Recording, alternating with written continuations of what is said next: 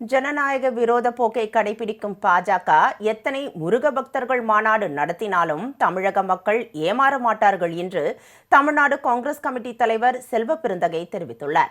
இது தொடர்பாக அவர் வெளியிட்டுள்ள அறிக்கையில், கார்ப்பரேட்டுகளுக்கு ஆதரவாக பொருளாதார கொள்கைகளை வடிவமைத்து அதன் மூலம் லாபம் ஈட்டுகிற நடவடிக்கைகளில் பாஜக செயல்பட்டு வருகிறது என்று குற்றம் சாட்டியுள்ளார்.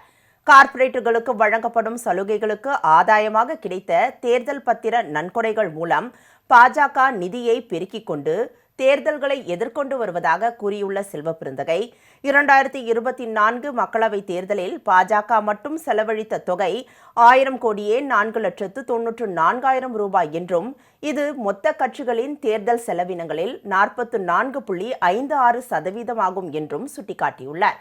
இத்தகைய பெரும் நிதி வசதியோடுதான் கடந்த தேர்தல்களில் பாஜக வெற்றி பெற்று வருகிறது என்று கூறியுள்ள அவர், பிரதமர் மோடியின் கைப்பாவையாக செயல்படும் தேர்தல் ஆணையம் தேர்தல்களில் நடக்கும் விதிமீறல்களை தடுக்க முற்றிலுமாக தவறிவிட்டது என்றும் குற்றம் சாட்டியுள்ளார்.